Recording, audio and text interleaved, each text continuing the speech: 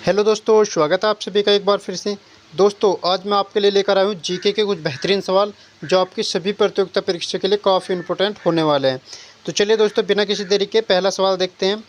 आज का हमारा पहला सवाल है, सिल्क सिटी किस शहर को जाना जाता है? तो दोस्तों, वेरी वेरी इंपॉर्टेंट सवाल है और लगातार पूछे जाने वाला है। तो दोस्तों, इसका आंसर हो जाएगा आपको जो भागलपुर ज़िला है दोस्तों, इसे हम क्या कहते हैं, सिल्क सिटी के नाम से भी जाना जाता है। ठीक है दोस्तों, तो इसका आंसर हो जाएगा आपका ऑप्शन नंबर बी। ठीक है दोस्तों, तो चलिए सवाल नंबर 2 देखते हैं।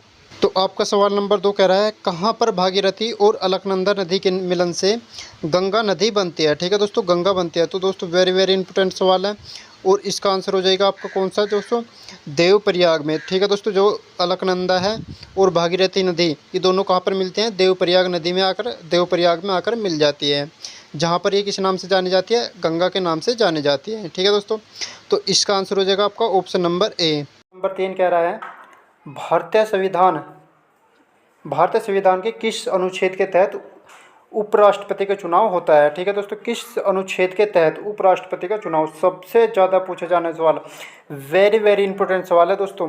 तो ये हो जाएगा आपके अनुच्छेद 66 के अनुसार। ठीक है दोस्तों, किसके अनुसार? अनुच्छेद 66 के अनुसार उपराष्ट्रपति का चुनाव होता है। ठीक है दोस्तों, तो इसका आंसर हो जाएगा आपका ऑप्शन नंबर सी। तो चलिए सवाल नंबर 4 देखते हैं। आपका सवाल नंबर 4 कह रहा है, 1828 में भारत के गवर्नर जनरल के रूप में नामित होने वाले पहले वायसराय कौन थे? ठीक है दोस्तों, 1828 के अंदर तो पहले वायसराय थे दोस्तों कौन से? Lord William Bentinck. ठीक है दोस्तों, कौन से हो जाएंगे? लॉर्ड विलियम बेंटिक पहले वायसराय थे। तो इसका आंसर हो जाएगा आपका ऑप्शन नंबर सी।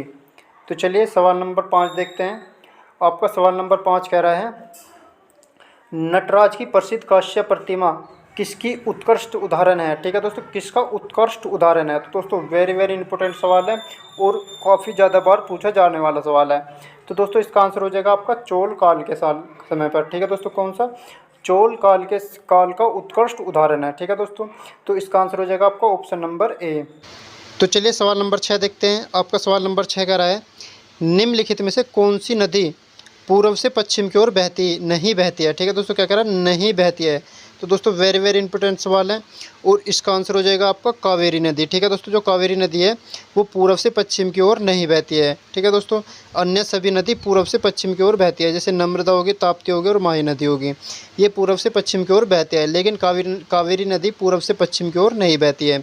तो इसका आंसर हो जाएगा आपका ऑप्शन नंबर सी। बात कह रहा है, उत्तर प्रदेश में सबसे अधिक मेले कहाँ पर आयोजित होते हैं? ठीक है दोस्तों, सबसे ज़्यादा मेले कहाँ पर आयोजित किए जाते हैं उत्तर प्रदेश के अंदर? तो दोस्तों, इसका आंसर हो जाएगा आपका मथुरा के अंदर। ठीक है दोस्तों, कहाँ पर? जो मथुरा है, मथुरा नगरी के अंदर सबसे ज़्यादा मेले आयोजित किए जाते हैं। ठीक है दोस्तों, तो इसका आंसर हो जाएगा आपका ऑप्शन नंबर बी। ठीक है दोस्तों, कौन सा हो जाएगा? बी। तो चलिए सवाल नंबर 8 देखते हैं। आपका सवाल नंबर 8 कह रहा है दोस्तों, गल्फ स्ट्रीम खाड़ी धाराएं निम्नलिखित महासागरों में से किसकी धाराएं हैं? तो दोस्तों, वेरी वेरी इंपॉर्टेंट है, वर्ल्ड से संबंधित सवाल है। तो दोस्तों, जो हमारी गोल्फ स्ट्रीम है, ये पाई जाती है उत्तरी अंटार्कटिका महासागर के अंदर। ठीक है दोस्तों, कहाँ पर? उत्तरी अंटार्कटिका महासागर के अंदर पाई जाती है। तो इसका आंसर हो जाएगा आपका ऑप्शन नंबर ए। ठीक है दोस्तों, तो चलिए सवाल नंबर 9 देखते हैं। आपका सवाल नंबर 9 कह रहे हैं, निम्नलिखित में किस देश को थंडर ड्रैगन की भूमि के नाम से भी जाना जाता है? तो दोस्तों, आपको पता होना चाहिए किसके थंडर ड्रैगन की भूमि के नाम से जाना जाता है। तो दोस्तों, वेरी वेरी इंपॉर्टेंट सवाल है और लगातार बार बार पूछा जाने वाला सवाल है। तो दोस्तों, थंडर ड्रैगन किसे कहते हैं? भूटान को कहते हैं। ठीक है दोस्तों, किसकी भूमि को कहते हैं? भूटान की भूमि को थंडर ड्रैगन भूमि के नाम से भी जाना जाता है। तो दोस्तों, इसका आंसर हो जाएगा कौन सा? आपका ऑप्शन नंबर बी। ठीक है दोस्तों, तो चलिए सवाल नंबर 10 देखते हैं। आपका सवाल नंबर 10 कह रहा है, वह कौन सा गुण है जो किसी चालक में इलेक्ट्रॉन के प्रभाव को रोक सकता है? ठीक है दोस्तों, किसके प्रभाव को? इलेक्ट्रॉन के प्रभाव को। और कौन सा गुण है? तो दोस्तों, उसे बोलते हैं प्रतिरोध का गुण। ठीक है दोस्तों, किसका? प्रतिरोध। जो प्रतिरोध होता है वो इलेक्ट्रॉन के गुण के प्रभाव को रोक सकता है। ठीक है दोस्तों, तो इसका आंसर हो जाएगा आपका कौन सा? Option number C. तो चलिए सवाल नंबर 11 देखते हैं। आपका सवाल नंबर 11 कह रहा है दोस्तों, उत्तर प्रदेश में पहली टॉय ट्रेन किस राष्ट्रीय उद्यान या वन्य जीव अभयारण्य में शुरू की गई है? दोस्तों, वेरी वेरी इंपॉर्टेंट सवाल है और कौन सी ट्रेन है दोस्तों? Toy train. ठीक है दोस्तों, आपको ध्यान रखना है और यूपी पुलिस के लिए सबसे ज़्यादा महत्वपूर्ण सवाल है। ठीक है दोस्तों, यूपी पुलिस के लिए तो ये कह रहा है टॉय ट्रेन किस राष्ट्रीय उद्यान या वन्यजीव अभियान के अंदर पाई गई है। तो दोस्तों आपको पता होना चाहिए भारत का जो उत्तर प्रदेश का दुधवा राष्ट्रीय उद्यान है, इसके अंदर पहली टॉय ट्रेन चलाई गई है। ठीक है दोस्तों, तो इसका आंसर हो जाएगा आपका कौन सा, ऑप्शन नंबर ए। ठीक है दोस्तों, तो चलिए सवाल नंबर 12 देखते हैं। आपका सवाल नंबर 12 कह रहा है पीएम सूर्य घर मुफ्त बिजली योजना के तहत प्रति माह कितनी यूनिट मुफ्त बिजली प्रदान की जाती है। ठीक है दोस्तों, किसके साथ अनुसार, पीएम सूर्य घर के अनुसार जो बिजली योजना है कितने यूनिट आप खर्च कर सकते हो।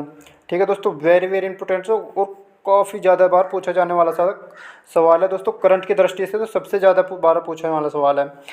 तो इसका आंसर हो जाएगा आपका 300 यूनिट बिजली प्रदान की जाती है। ठीक है दोस्तों, कितनी, 300 यूनिट बिजली।